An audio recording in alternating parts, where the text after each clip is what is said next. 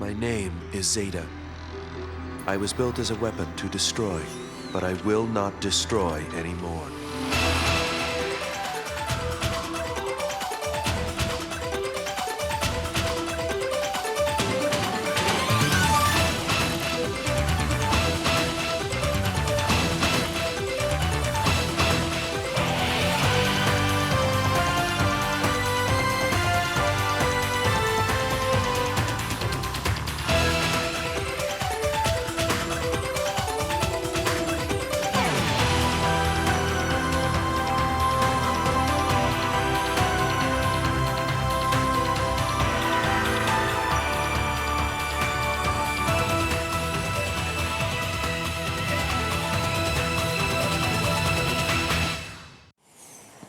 No, this way.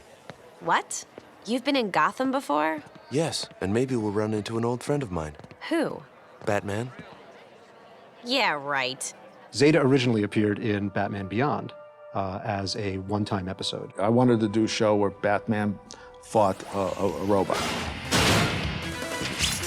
One of the writers on Batman Beyond was Bob Goodman, and he came up with the Zeta idea. We did an episode where what appeared to be a killer robot came to Gotham City. There were government agents chasing after him. He was on the run from the NSA because he had disregarded an order to kill somebody. Special Agent Bennett, NSA.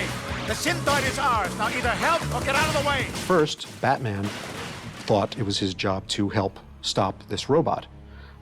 When he got to know the robot, he discovered that the robot was good. Zeta was assigned to kill somebody who he found out was innocent. And when he found that out, he couldn't kill anymore because it meant that anybody who he was assigned to kill could also be innocent. And Batman came to understand that he was not a bad guy and ended up helping Zeta escape. It was actually originally my plan that the robot die at the end of the episode.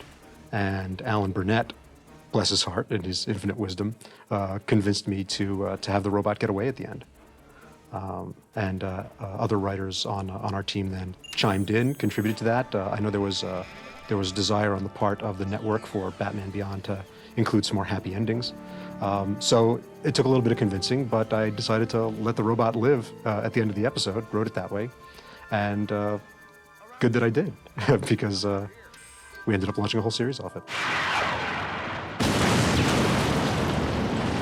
Bob created Zeta for Batman Beyond, and then they were looking for series ideas, and he had the idea of spinning Zeta off into a series. Once the Zeta episode was in pre-production, when the board artists were doing the boards and people were designing the models, all that was going on, I was thinking about it and said to Alan, you know, this could be its own series. It would be like The Fugitive, but with a robot. And I'm going, yeah, that sounds, it's in the future. And so we started developing this. He was very encouraging, said, well, take it to Linda Steiner, who was our head of creative affairs at the time, worked up quick pitch, brought it to Linda, and it was the best pitch meeting of my life. I think a sentence into it, she stopped and she said, stop, sold, I get it, let's go to the network. My name is Zeta. I'm a U.S. government infiltration unit designed to replace and destroy targeted individuals. Destroy? But I don't want to destroy anymore. Right, sort of a New Year's resolution, huh? Well, good luck with that, but I really gotta run. DC cartoons, the ones we've been doing over at Warner Brothers, generally the ones we have done have an appeal that's older than the 6 to 11-year-olds that they usually go after.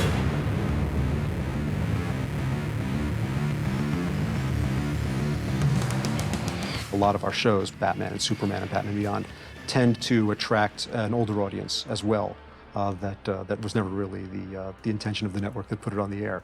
We, obviously always wanted to have the audience that was paying the bills, but also we're very proud of the fact that older audiences liked it too. The year Zeta started, there was a whole new regime change over at the WB, at Kids WB, and new programmers came into program. There was a push against making these cartoons for older kids and bringing them back to the 6 to 11-year-olds. And Zeta fell right in that situation. We were being pushed even on Batman Beyond to get more stuff to happen in the daytime, more stuff to happen in the high school situation to be more relatable. So the new series ideas that we were bringing to the network we were encouraged to have them be, and the mandate, I think, was lighter, funnier, and more kid relatable. Zeta was actually developed as a little stronger, sort of more adult show than it ended up being. When I first came up with the idea, I was interested in pushing the envelope and going even darker than Batman Beyond. I had, this plan for this assassin robot who was trying not to kill, but still had that killer programming in him.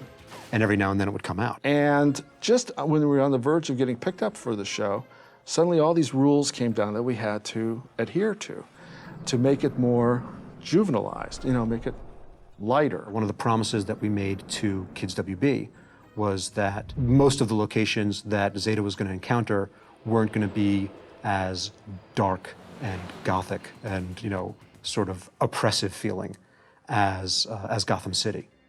So let's nail the creep. Which one of these things is the door? There was a real desire on the part of the Kids WB network to start bringing up the girl audience too. And so they were asking us to come up with series ideas that would not only keep those male audiences, but bring girls along too. Z. Excuse me? That should be your name. Z. Zeta's too weird. I always wanted to make sure that Ro was a positive, empowering character for girls. And so getting just the right actor was so important. And we had the unbelievable good fortune of getting Julie Nathanson. So the way that I was hired for the Zeta project is I actually came in to audition for a different character on an entirely different series. They were holding auditions for Static Shock on the same day they were auditioning for the Zeta project. And I remember going in to audition for an entirely different character, and when I was finished, I was handed this other role, and there was Ro. So you're sure this is the real deal? I scanned it on the net. Oh, then it must be true. I found Ro's spunk somewhere in the recesses of the cool chick I never was. Ro has the ability to say her sarcastic, under her breath comments at the perfect time. I think of them later. One of the funny things that a lot of people don't know is that the dialogue banter between Z and Ro. I can't believe you actually trusted Mad Stan. I mean, wasn't the name kind of a giveaway? But he seems so cheerful. You are so clueless. Was inspired by the way my wife and I talk with each other. No surprise to anybody watching this video that I'm kind of stiff and robotic. And she is able to quip and criticize and yet remain loving at the same time. And so I took that, and that was really my inspiration for Ro. There's a way in which Ro seems to bridge the gap between sort of the boys' cartoons and the girls' cartoons. And there's something about the Zeta project that appeals to every audience. To me, every age, every gender. I really enjoyed watching the Zeta project, and I don't think I was the target market. Well, this should get their attention. There is something about watching this tomboy, spitfire, independent chick. Rowan, action hero. Who isn't being told what to do by other people and isn't being rescued from a high tower and isn't really particularly high maintenance. But she does occasionally like a nice new jacket. Every step in the conception and creation of the series looked for places to make it more kid relatable, to make it, to bring some comedy to it. The origins of the character of Agent West was, to bring some comic relief to these NSA agents who otherwise would have been, very, stiff and nasty. Remember, we're going into a crowded museum. Don't do anything until I give the order. Hey, you know me.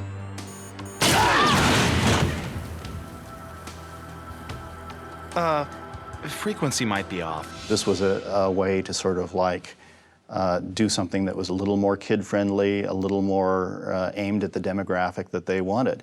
But we didn't want to dumb it down. We wanted to keep it smart. We wanted to keep it fun. We wanted to keep it action-oriented. And balancing all those things was a real challenge. I was working on a movie idea of my own that involved a guy who keeps a hostage in a basement for reasons I won't get into. And I never actually got very far into that movie idea, but I was talking to Alan Burnett about it, And he had thought it might be an interesting thing on Batman Beyond to do a story about a killer robot that holds somebody hostage in a basement while he's doing whatever he's doing. I went off and sort of worked on that idea and thought, okay, well, why would this robot keep somebody hostage while he's off doing his job? Help! In here, somebody help me! What I came up with was because he morphs into that person and replaces them in their life. So that's kind of where the beginning of Zeta's key power came from, this ability to morph into anybody. The rest of the story from there really stemmed from my love of like the classic monster movies, the Frankenstein, the stories where it turns out that humanity is more monstrous than the monster in the story. So even as we learn that the monster is good, the people can't stand to let the monster live and have to kill him anyway. Bob Goodman used to always say that he viewed this show as being like The Fugitive with robots. And Bennett is his Lieutenant Gerard character, the one who is the relentless pursuer, the one who is not going to let the fugitive robot get away. I don't necessarily class Bennett as a bad guy, but I think he's probably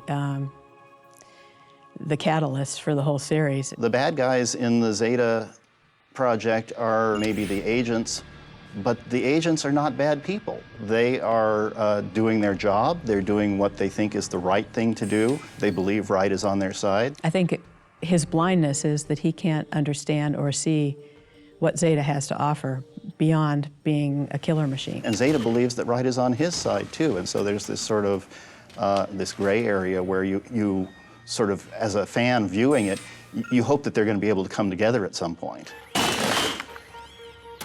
I decide who I want to be. In that sense, he really has a struggle in himself because his view of the world is just too small. You know, he can't understand a person making a conscious decision to not hurt someone. The kind of stories I always saw working best on the Zeta Project were ones where, by his own mistake, he would get somebody else in trouble, or just while running through town, would come across somebody else in need. TT! No! And Zeta's own conscience, his own need, his compulsion to do the right thing, would force him to help that person, even if it was literally at the sacrifice of his own life. TT, don't do that! Did you see that? Way to blend in, Superman. He's much more willing to face his own destruction than see somebody be hurt. So why are we bothering to save him? I mean, obviously he's a serious bad guy. I don't care if he's innocent or guilty. What the government is doing is wrong. I have to stop them. Nothing worse than a robot with a conscience. Zeta Project was an interesting show to work on because it asks some very existential questions about what it means to be human. Zeta's really challenged by the fact that he doesn't know what it's like to live as a human. He doesn't eat, he doesn't sleep. I think at one point he does need to recharge his batteries, and I think at some point he snores. But he doesn't really know what it's like to live as a human. The fact is that these two characters are on a journey to discover their roots and to discover who they really are. And that's something that I think the audience can relate to on every level. Everybody wants to know sort of like, where do I come from? And following these two characters in their quest for that answer is very appealing. I think that Zeta appeals to kids and adults, you know, kids of all ages, because I think it's a universal fear that you won't be understood. For me, the one thing that you could take away from the whole arc of the series is kind of a sense of wistful hope that Zeta will someday find his father figure and there'll be an understanding there or some sort of resolution and peace. That Ro will sometime come to terms with what the world has left her and still be strong. The thing for me that's always been the most special about this series has been other people's reactions. As a kid, I would have loved to see a show like Zeta. I mean, you got a killer robot. How cool is that? Watching the Zeta Project, every time it was on, I thought to myself, I would have watched this every Saturday morning. And I did, but I'm an adult. I mean, there's nothing more gratifying for somebody in a creative position to sort of see something that you made up spark for other people. I've been doing voiceover for a long time. I know that, there are lots of projects that we do. Sometimes you do a project and you don't even remember. This one, I've never forgotten. The idea that you make something up and it takes on a life of its own in the minds of other people and in the hearts of other people, that's the most gratifying thing that can happen. And in ways that were way beyond my expectations, Zeta did that. Zeta sort of sparked something in people. And so that's what really made this, one of the things that really made this show special. We'll get you your freedom, Z. I know it.